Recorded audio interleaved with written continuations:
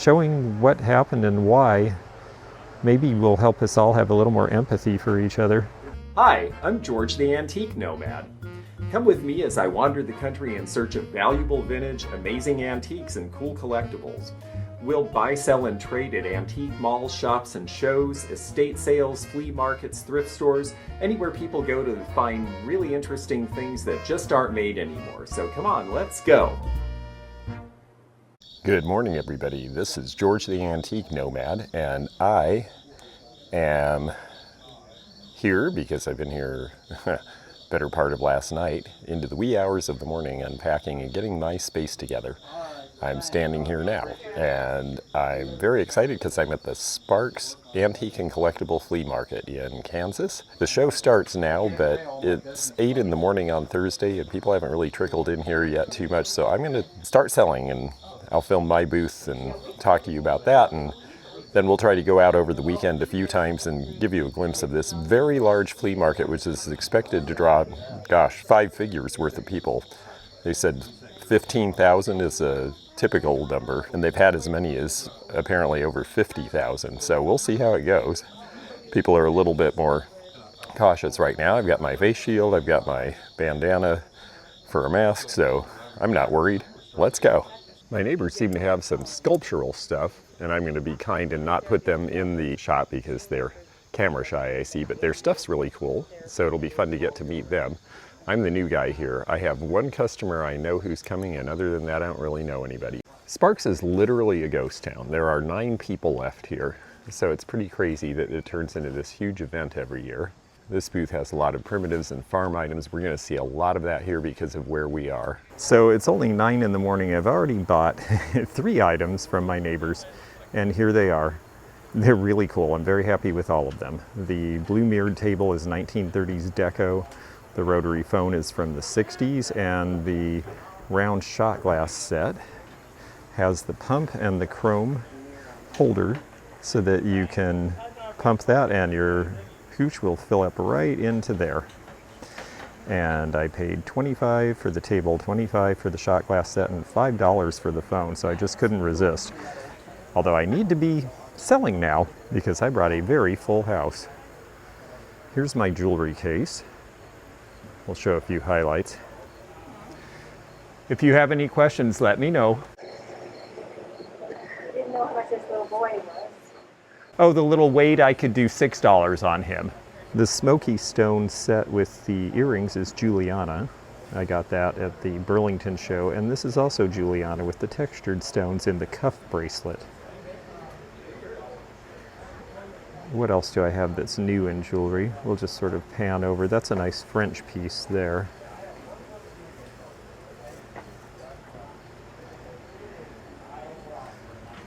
This set is a Trifari set in the blue from the 1950s. I like sets. It's nice for people to be able to get a whole cluster of items to wear together. Carved shell cameos.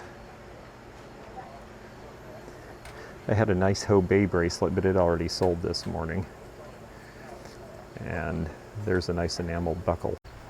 If I run out of things to do, it's Thursday morning, and so we're just starting to get people trickling in here. I can ride my tricycle, pull my little red wagon, or wait for the birds to come. I got this concrete bird bath and the Chinese elder statue in Florida at a house right before I came here. These older, more dilapidated looking concrete pieces are very popular with people now, and I'll be able to sell those for under $50 a piece, which is a good deal. So I expect to not have to go home with them because they're big and heavy. I put all the kitchenware out on the front edge. I've already had an offer on all the Falstaff, so hopefully the Falstaff Yorktown will sell. And let that be a lesson to you fat bird finds. There are people interested. You just have to buy it at the right price. These older grinders and cast iron pieces, this one, which is a pitter, should sell here. Came across a bunch of salt and pepper shakers recently, and I brought some of them out to this show. Look at those happy little pineapples. And the mushrooms are Hull with the drip clays. Also got a whole bunch of little wooden critters. These ones with the spring action, like this guy, were made by a company in Spain.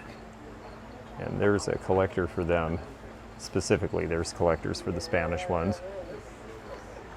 I just got this child's bowl. I thought this was a little different. It's Robinson Crusoe, Finding the Footprint, and you can see Friday and the natives hiding behind the tree. You'd think he would just look up. It's going to date to about 1930. The idea was to get kids to eat all their food by having something fun for them to see in the bottom. And then I did, starting from 1930s orange and greens to 1970s orange and greens in kitchenware. The nice thing is the jewelry really catches the light here, and this is really a nice setup. These are old horse stalls, but they haven't been used for years because this is a ghost town, but it's perfect for setting up for an antique display because you've got no wind problems. You can roll down a flap and it's secure, it's out of the weather. Bunch of costume jewelry rings. I do about 10 a piece on those. And then these little silver pieces. I've had the souvenir spoons, but the little basket and the dish with the etching in the bottom are very sweet. I just got those very recently from an estate in Florida. I love using the old glove molds from the latex factories as display. And I always bring a mirror. This is a new mirror to me. This one is 1910s cottage style. If you have any questions, give me a shout. Hey, come over and see what everybody's putting on. Well, you guys have cool stuff too. That brass head is amazing, actually. Yeah, I made that. I thought you must have, yeah. It's I made that. I put a bunch of silver jewelry in here, some Navajo pieces that are signed, but I wanted to point out the owl. It's lucite and wood. This would have been a 1940s World War II era pin. I got that in Indiana at Cindy Sutherman's shop, Firehouse Antiques, fairly recently. Got to sort some more jewelry. I should be doing that instead of filming, but this is more fun. I did a lot of setup into the wee hours of the morning, so I need a break. I have an increasing collection of dive watches, including the Wenger, which was the other Swiss Army watch and Swiss Army knife maker that merged with Victorinox. And I have a Victorinox as well. These are all 1980s and 90s versions, so they are quartz. I did have a couple of automatics, but those sold right away. They do go for more money. And there also are a couple of Russian dive watches in there that are the old winders. They sell typically in a $65 to $100 range, sometimes more depending on the maker and the movement. This swag lamp from the 1970s is something that I found at the shed when I was with Fatbird Finds and Misty and Jeffrey, and we were all shopping there. And this one I just picked up in Florida with the cherub. This Hollywood Regency stuff is popular now.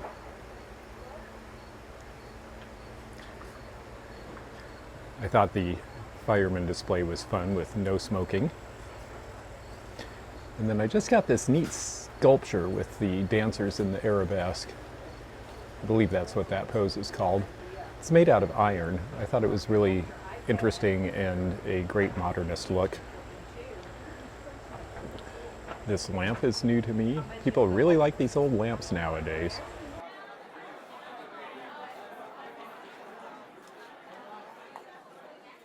Okay, so I'm back and filming some more. This is the shelf above the jewelry, my boudoir shelf. And I have sold about $1,000 today. It's not terribly busy yet, but people are really responding, which is great. And I am excited. A lot of dealers come and shop early, of course, but we also will get a big general public crowd starting tomorrow and especially on Saturday and Sunday. So I'm excited to see how it goes. I've got a few new pocket knives, new to me, I should say. This one here's got some neat advertising on it. When you see this shape here, these are citrus knives. And then I've got Swiss Army knives. Now, a lot of older Swiss Army knives are dated on the inside blade. They'll have a number that corresponds to the year they were made. And the prices are all over the board for these. These go anywhere from about $25 to $125, depending on which model, how many blades, which features it has. These old ones with the brown handles are actually older. And then I have lots of just little oddball stuff that is fun for people. That was from someone who worked at the Coca-Cola plant. That medallion is the Three Graces. That's from the 1909 Seattle World's Fair. World's Fair items always sell. Coca-Cola pencil sharpeners. A bunch of Nazi coins from the Second World War. And let's look up here, more little stuff. And then cameras. I brought a lot of cameras to this show. I've been selling cameras very well because I have a very large collection. Stereo cameras that could take 2 pictures at the same time. That's a folding Comper camera on the left, and then a Brownie on the right. The Kodak Retina was their single rangefinder lens, and that one can be rather pricey. It's the Model 1, and the different models of Retina and the lenses they have make a difference in the price. Got a pair of bongo drums. I thought those were fun. And I have another Brownie Junior in the box. I sold one a couple of shows ago, and that is, again, an Art Deco design by Walter Dorwin Teague, who did the Art Deco cameras for Kodak in that period. You can see the Deco design on the Kodak Vigilant box as well. And then these two are Russian cameras, a Zorky and a Kiev, or Kiev as we call it. These are gauges from a Beechcraft airplane. They will sell for about 15 to 20 a piece. So I tried to bring a wide variety of items. I've got jewelry, and then I have this sort of thing because I want men and women both. A lot of times couples are shopping together, so I really try to make sure that I have something for both parties. I just got this lighter. Cigarette lighters are popular. These scenic ones are from the 50s. This one has its original price tag, which I'll have to take off so you can see the neat alligator and swordfish design. The American Legion is a grave marker. Hello there. Hi. Let me know if I can help you at all. And there's some great reading for a special time. They said men actually spend more time in the bathroom than women. I guess maybe that book is the reason. Well, I have to say a fond goodbye. Goodbye. This is what we call the turn and burn. I bought this morning for $25. I just sold it for $50. And this is one of the fun things about doing a show, is that you have a chance to sell what you bought immediately. You didn't have to take a picture, didn't have to do a listing. It comes, it goes, and the people who bought it love barware and collect it, and all I had to do was walk it 20 feet and stick it in my booth and put a higher price on it. And, you know, dealers buy stuff from me and do the same thing. There are some dealers who think it's very tacky for you to take something you just bought from them and turn around and sell it, but I've got to tell you, my feeling is, if I sell it to you for a price, it's because I can afford to sell it for that price. It might be that I got a really good deal on it. I might have 5 of them in stock already. There's some reason I can offer that price to you. If you can make money right away, do it. There's room for everybody in this business, and I love that about it. And now it's going to the ultimate collector who will love it and cherish it and keep it for a very long time. Well, I still have some cigarette cases left. I just had a big sale and sold a bunch of them. I've got more pipes. This is the end of this big tobacco collection. Tobacciana, actually they call it. I've got a couple of scales, one crockery jug. This is an interesting piece here. This is a limited edition print. It was done as a commemorative about 50 years after the Battle of Guadalcanal by Colonel Charles Waterhouse, and also signed by Mitchell Page. So 2 World War II heroes eulogizing the heroes of Hannikin's Ridge, which was a very bloody battle against the Japanese. I don't do a lot of limited edition prints, but I thought this one had heritage, so I went ahead. And one thing that's great about this space is that there's lots of hanging space. A lot of times, even at indoor shows, you can't hang anything on the walls because you're in a pavilion where they won't let you put holes in the walls, but this is made to hang things. So I'm able to get a lot of prints and pictures. Get out of the glare there, the DeGrazia print from 1964. This, which I've never been able to display well before, has gotten a lot of attention. I have a hunch it's going to sell. This is a really cute thing here. This shaker This cocktail shaker has cows. They're happily singing. One of them's trying to work out a math problem of some sort. They're talking on the phone, as cows do, of course. Sleeping under a tree, I guess that one's actually realistic. I don't know if it's sneezing or crying, but it could use a cocktail. I had to refresh my Native American and lodge look because I've actually sold a lot of this at the shows in the Midwest, which is really great, considering that most of these are Northwestern pieces. The macaw basket, the Tlingit bottle, the good luck symbols on the Alaskan basket. You probably saw me wearing this fez. I got it recently. And I just keep adding to and replenishing this Western stuff. I'm in Kansas, and this is where the West began. We're about 20 miles from St. Joseph, Missouri, where the Pony Express was based and where a lot of people set off on the California and Oregon trails. And so there is interest in Western here. I have particularly had people interested in these big old stone tools. The ones I have seem to be Columbia River Gorge from Washington and Oregon. And you can tell, here's a good example of how to tell that one is authentic. Look at the bottom. It's actually been used. It's a different color. The rest is oxidized, but the place where they bashed it a lot, well, it was a hammer or a maul. It looks worn because it should. This is a neat painting of Venice, which I'm selling for a consignor in Florida. I thought the Fenton glass picked up the colors in the water very nicely. And this gold offering box, which I bought in Kentucky and just think is the neatest thing. It'd be a nice little end table.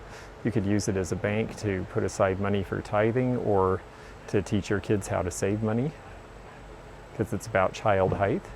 Or it could be your curse box, where every time someone says a naughty word, they have to put money in it. The glass is Fenton, except for this little jadeite Scotty ink blotter. Ink blotters were made to have paper wrapped around the bottom. That's why they never look worn, because the paper was the blotter. You would do this across your sheet after you wrote in a fountain pen, and that way it wouldn't smear. This is a piece of royal Gouda or Gouda that is a two-tone rather than the multicolor that we usually see. Some railroad china here. These are Galatea from the Milwaukee Road. That's a Francoma 1950s redbud shell vase, hard color to find. And then the pirates in the back, that's the Illinois Central Gulf, city of New Orleans. And that is why it has a pirate on it. Murano lighter and ashtray. And then we've got the Treasure Craft drummer.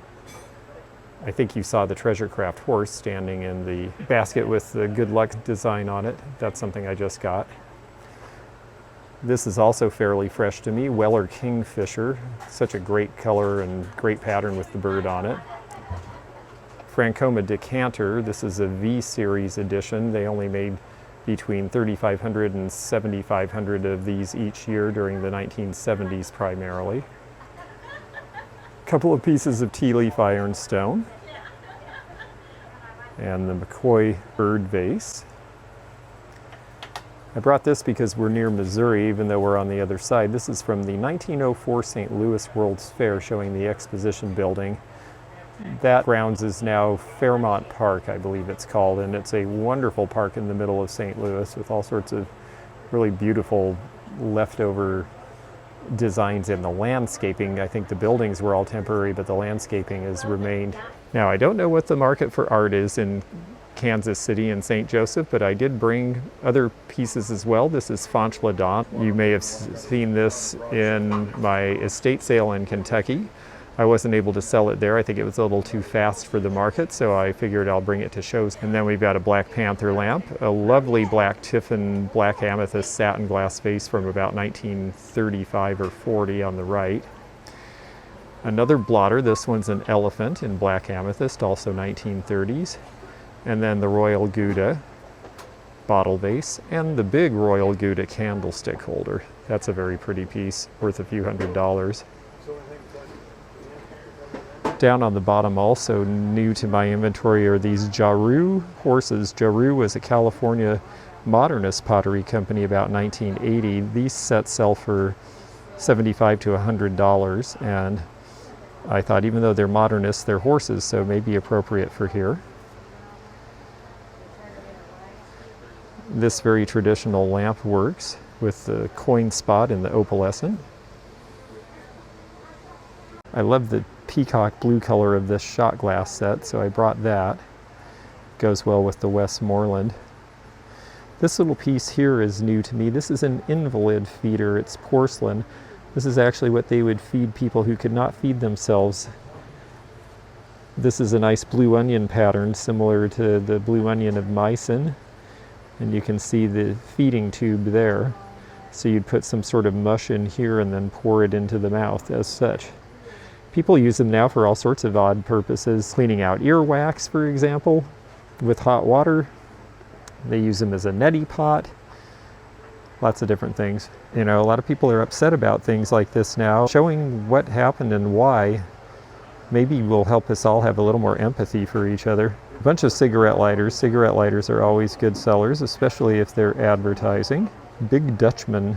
I have a button here. I like sports related items. This is from the very first professional soccer league in the United States in 1967. The Oakland Clippers lasted exactly 2 years. Pro soccer had a difficult time getting established in this country. It's pretty popular now. They're playing again too. My Seattle Sounders are doing very well this season so far, even though none of the fans get to go. Snoopy pencil sharpener. This is a Princess Diana keychain. This is from the show Spitting Image in the 1980s, where they would do marionettes and they would do very savage caricatures of famous people in the royalty, in politics, celebrities, all that sort of thing. It was really great fun. If you remember back, there was a Phil Collins video for Land of Confusion, and they used those puppets conspicuously in that video. Little advertising pins. The lower is a General Motors Futurama presentation pin. Futurama was each year where they talk about cars of the future. Looks kind of like cars do now. These are celluloid. These are old advertising pianos. This one is Own a Maxwell. That was the car that Jack Benny drove because he was too cheap to buy a new car in his show. Maxwell's hadn't been made since the 1920s when this pin came about. Ready Kilowatt, a very famous advertising logo. In here, my last estate sale, I did an Instagram post. They had these glass pieces. They may look like plain crystal, but these are 200 years old.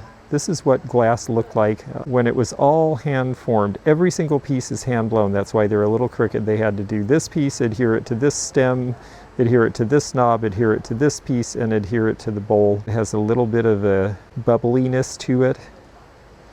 And the other thing that's nice is that it had a lot of lead flint in it. It rings like a bell. They did not sell at the estate sale. I think that Floridians don't understand 200-year-old items because not much of the stuff that's there was around 200 years ago other than in St. Augustine, so I told the folks I would try to sell it for them. There's the Rubina Victorian Oak Leaf Creamer. Some nice mulberry transferware from England from the 1870s. Look at the designs, very Orientalist, because the original transferware designs in England came from tea wrappers. They were used to importing china from China, and it would have Asian-looking designs, and they wanted that because that's what was popular, so that's what they did. So while I'm thinking of it, please comment in the space below here, and also hit the thumbs up button to like this video. If you haven't subscribed, click the subscribe button below. Also, hit the bell below to be notified of new videos coming every Monday and Wednesday at 8 p.m. Eastern. And thank you so much for following along. Let's go back to this video. A consignor in Seattle had this barn painting, and it is original. It's not a listed artist that I could find. It's nicely done though. But I thought the colors were good. And then I was in Florida and I got all this Blanco glass, a huge collection. And some of the pieces are more traditional shapes that do better in the Midwest than they do in a modernist environment, particularly the ones that look like jugs. And there's a lot of interest in crackle glass, so I brought them here. This one has its original label. This is the foil handshake label that you sometimes see on Blanco if they didn't take it off the piece. That was their label up until 1979. The bird is Chinese from the 1930s, or lovebirds, our Westmoreland piece. Lots of little butterflies. The hummingbird is Andrea by Sedek. And then these pieces here, I just thought all in all it was a nice color combination, so I set it up that way. In this case here are a bunch of backstage passes and crew passes for concerts. We've got Madonna in Japan on the Blonde Ambition World Tour, or as Julie Brown called it, the Blonde Leading the Blonde. More Madonna, Rod Stewart, Melissa Etheridge. There's Heart. These are all 1980s and into the early 90s, because we also have one for Katie Lang, After Show, and Lollapalooza 1994. I'm selling these for about $5 each. I think they're interesting. They're starting to be collectors for this sort of thing. I had a Madonna Like a Virgin poster that sold for $40 to someone who said, my daughter loves Madonna, and her daughter was not even born when Madonna was popular and famous. So there is a new generation coming along, and I intend to give them interesting little bits of nostalgia to remember our youth by. I showed these in an Instagram post. They're very sweet. They're wall hangers. The two dancers from the 1950s. These are Fabergé eggs done by Franklin Mint. My price on them is less than what you could get for them on the computer because I don't have to ship them. These cranberry flash lusters, which are electric, are from the 1950s or 60s, and I just got those. I got them for practically nothing, and I can sell them very inexpensively. These came from an estate in Kentucky. They are Homco, and they are called the Circle of Friends line, discovering that Jesus is no longer in the tomb. They didn't do just religious expressions. This one is kids on a swing. I thought it'd be fun to have a shelf of kids stuff because it's cute and people like it. This plate dates to about the 1920s with the boy whipping the other boy, pulling the goat wagon. That seems like he's got some sort of a deal going there. I brought the Yadro golfers because I just think it's good to bring something that's a little more expensive even to an outdoor show. This is a lot of farm stuff at this show, and I thought, you know, I'll be the guy who has more of this kind of thing, and we'll see how it goes. And so far I think it's going pretty well. Behind the chip and dip set, which has never been out of the box, is the Kentucky Tavern mirrored advertising sign with the 1984 Derby winner, who was Swale. The Kentucky Derby is being run this weekend because it was delayed. No fans this year, so we don't get to see all those great outfits. I got to go last year, and it was so much fun seeing the way people dress. And the bird bath that I got in Florida last week is sold. And the gal is going to get her car right now. So I'm going to step back from the booth and just do a quick pan. So this is my booth. This is where I am spending 4 days, and I hope a lot of this is gone and replaced with other stuff by the time I'm done. I love it at shows when people tell you what they're looking for and they advertise it on their shirts, and there you go. So if you find old rain lamps, there is a woman here who wants them badly. And then I've got my little haul video again. I shopped right next door. I'll have to take a trip through his space because he's got a lot of fun little stuff like I like. So I paid $60 for everything you're going to see in this picture.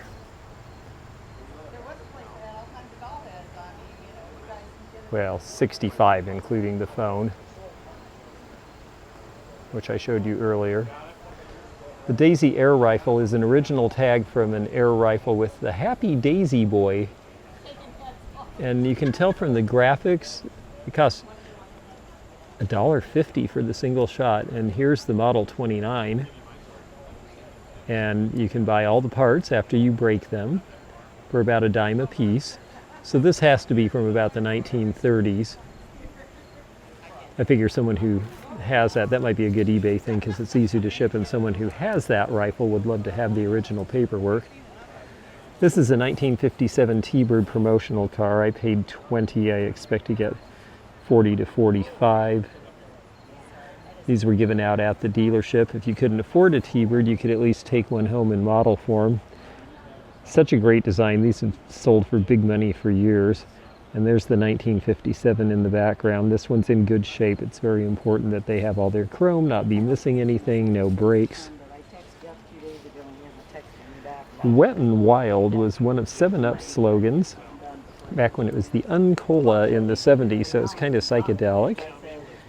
And there's Un in a Million. And they had a bunch of slogans on the back. Hole in Un. I think there's one more here. Yes. Un is fun. I never run into these coasters because, you know, they were paper and they got used. They got wet, they got thrown away. That was the idea. It was ephemera. Oh, no.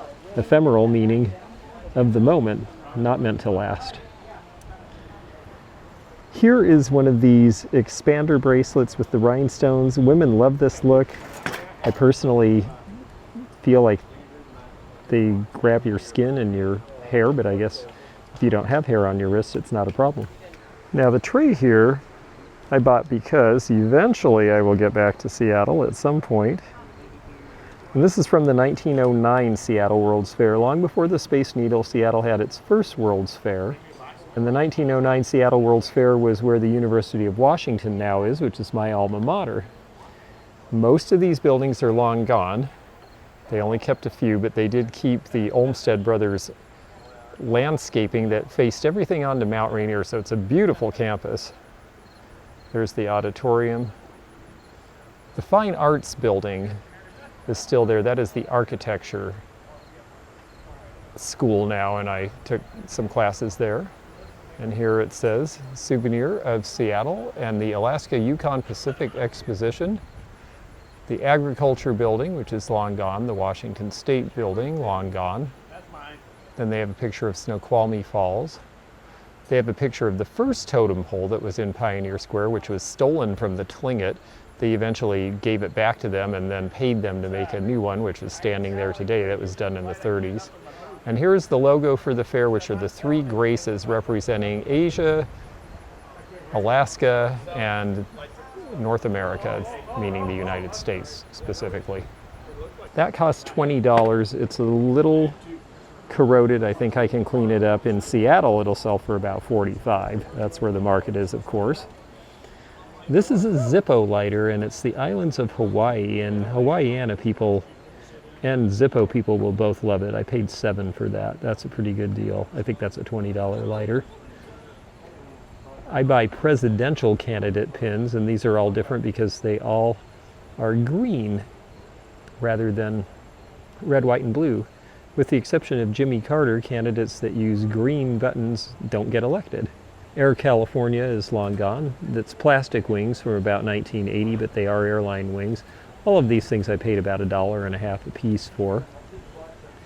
And then finally here, you won't probably be able to see into it, but this is a peep, a view. Sometimes you see nudies and naughty things in them, but this one I bought because it shows a 1960 Studebaker Champ pickup turned into a tram for taking people to a tourist attraction in Minnesota, and so that's for my collection.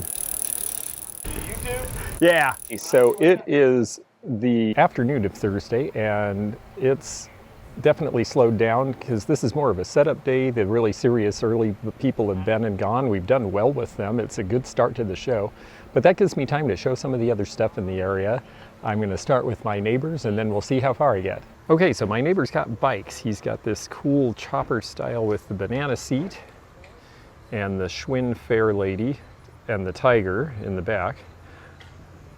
They're priced at $100 each, and actually that makes the Tiger the better buy because men's and boys' bikes get used harder and typically lasted less. I always loved the horse clock. That's a $30 guy. He's got some surface corrosion, but that could be polished up, and they sell for about 50 or 60 if they're cleaned up. And then the porch swing, that always reminds me of my grandfather, and he's got 60 bucks on that. He's got a big variety of stuff like I do, and he's a really nice guy. He and his daughter are here doing this. They only do this show twice a year. I feel really lucky to have good neighbors. The show that I didn't get to do this weekend, the Packwood Flea Market in Washington, I have really good neighbors, so I feel really fortunate that that happened again here. Although I gotta say, most people in the antique and vintage business, whether you're doing an outdoor flea market or a high-end antique show, tend to be really genuine, real people. I think when you have a perspective about the past, it gives you a bigger understanding of things. Of course, I would say that because I'm an antique dealer, but I really do believe it. This is a great old bird cage. And it is older. We see newer ones that look like this, but this one's got the older style glass feeder on it, so it's got at least some age. Looks like a big old Victorian house. And then a lot of cool old toys. These are the played with variety.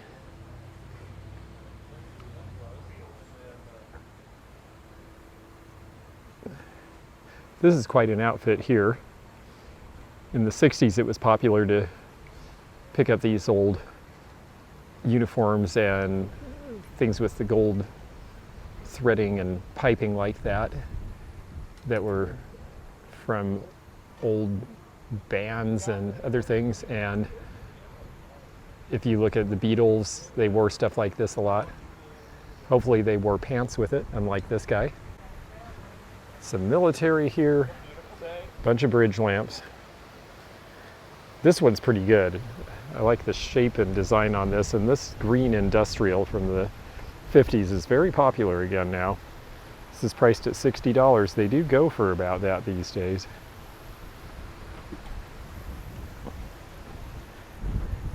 It's got an old sausage press there in the back. It's a fold-up portable seat salesman. Really? Oh, that's interesting. Oh, that's cool.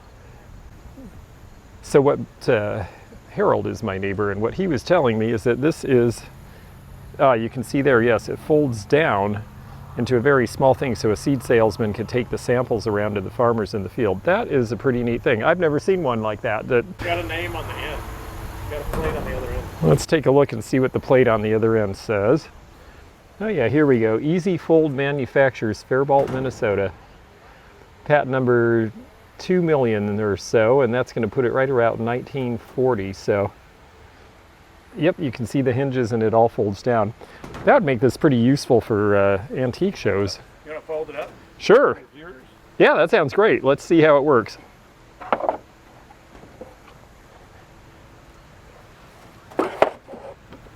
So that all just drops out. Oh, I see. And then you basically just have one box to carry instead of the big. Oh, okay. And it folds up.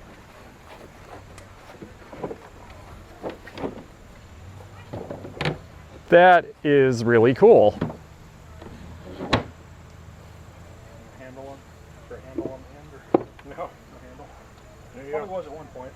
That's awesome. Thank you. Hey, that's really pretty clever, actually. That'd be great if you had one of those old business coupes and instead of a truck that they had to drive around in and take this stuff around. That's awesome. And pull it out and set up on the side of the road. Nice. Yeah, I love that kind of stuff. You know, it's great as a dealer when you do shows to be able to take stuff around like that where you get a bunch of display out of not much space.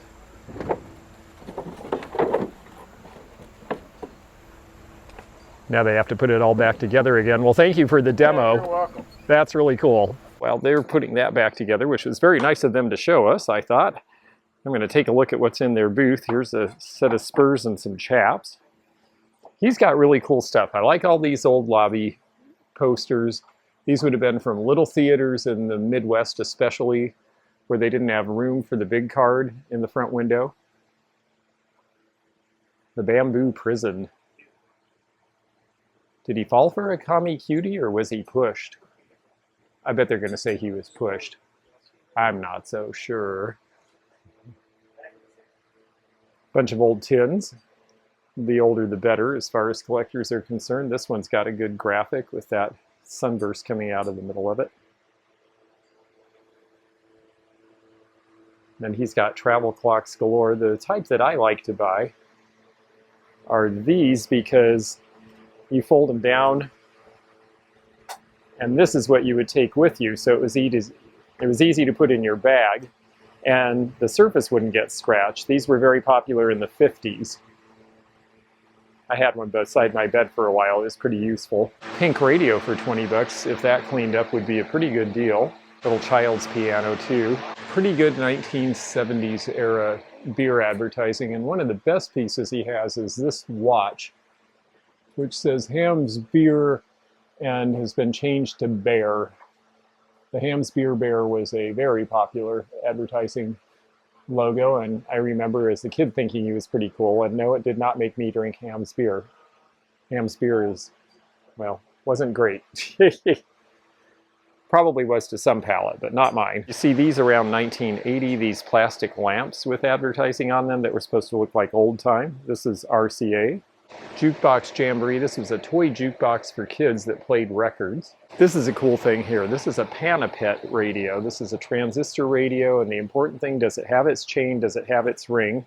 Because you would walk around carrying it like this before boom boxes.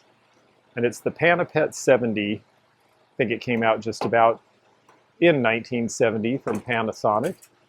And it has sort of a Pac-Man look to it. But those are actually the dials, and then there is the face.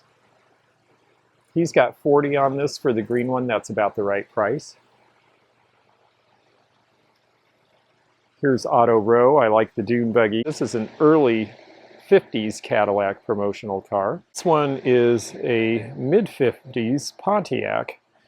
My dad got pulled over in a very similar Star Chief doing 85 miles an hour in a 50 zone, and then pretended that it wasn't him and got out of it, which my mother was not too proud of.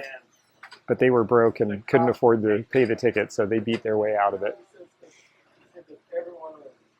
This is a toy switchboard, so you could run your own phone system.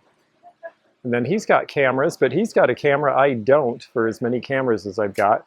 And that's this one. This is American Hydrophoto. This was a vintage underwater camera made in Key Largo, Florida. That's a pretty interesting thing. I might have to take that to shows in Florida this winter. I may end up buying that one from him. And then the Spartus Full View. This was like a Brownie camera, but with a twin lens, which was a pretty advanced thing for a cheap camera at the time. One thing there's a lot of call for are fishing related items, fishing and hunting. This sells anywhere you go across the country. These old shell boxes, it's really for the graphics. People like to display them. And then he's got a bunch of old fishing reels. They are still functional, but they're also largely decorative.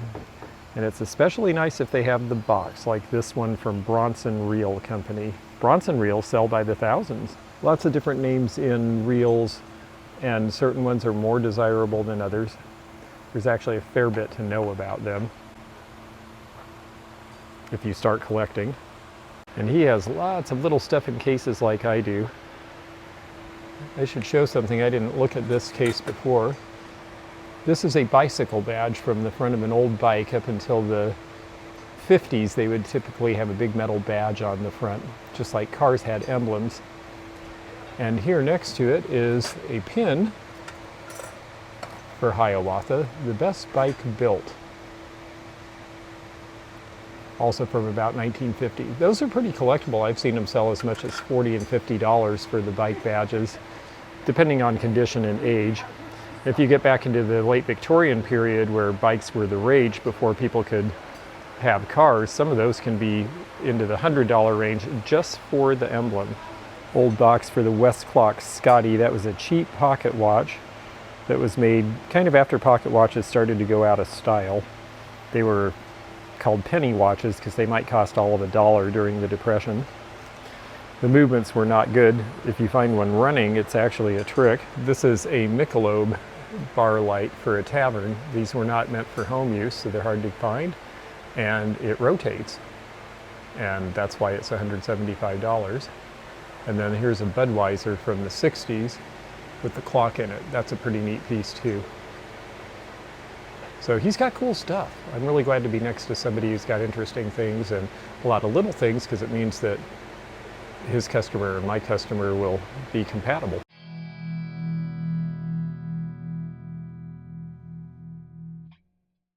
Thanks for joining me again in the fun and fascinating antique community here where online meets the real world. Please click the subscribe button below, click the bell to be notified when new videos upload, leave a comment below, and hit thumbs up to like this video. Links to our online social media daily posts and our items for sale are in the description. This is George at the Antique Nomad. Bye for now.